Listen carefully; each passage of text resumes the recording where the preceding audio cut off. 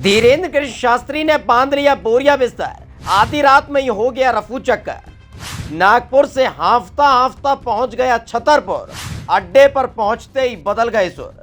Maharashtra police ने शुरू की तलाश तो हाथ जोड़कर गिड़गिड़ाने लगा बेहिसाब।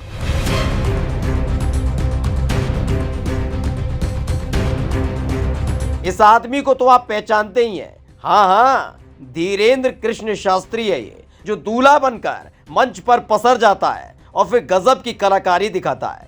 एक बार की आपने देख लिया तो जुबान बंद हो जाएगी और सीधे पीट लेंगे माथा।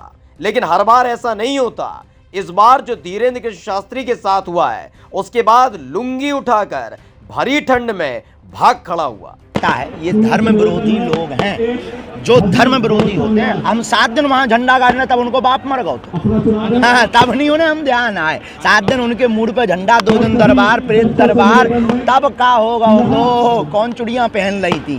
दरअसल ये धीरेन्द्र कृष्ण शास्त्री की बौखलाहट है, जो इसलिए निकल पड़ी है क्योंकि मध्य प्रदेश की बीजेपी की सरकार में वो छतरपुर में अपनी समानांतर सरकार चलाता रहता है, तो कोई फर्क नहीं।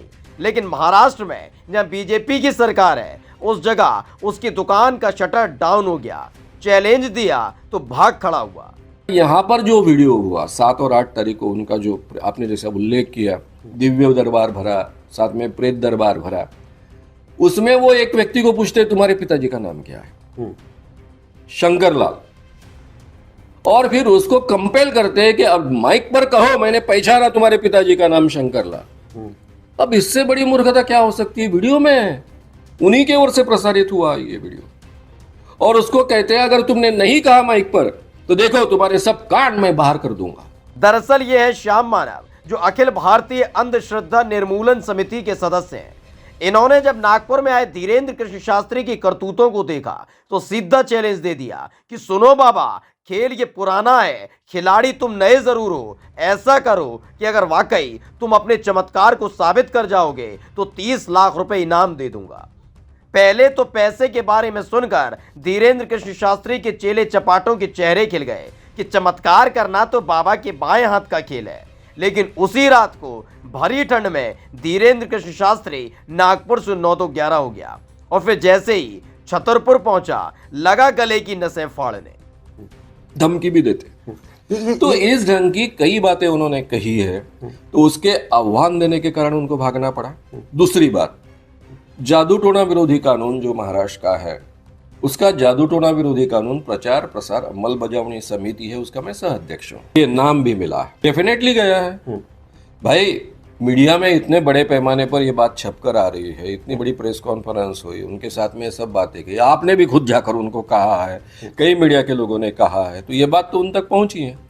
और वो खुद यहाँ के नहीं है, लेकिन आयोजक तो नागपुर के हैं ना, उनको तो सभी चीजें मालूम है ना।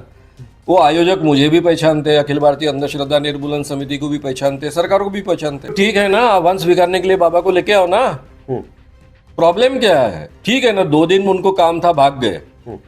अब ये भागने के बाद में तो कोई कहता नहीं। मैं चीखने से कुछ नहीं होने वाला धीरेन्द्र बाबू।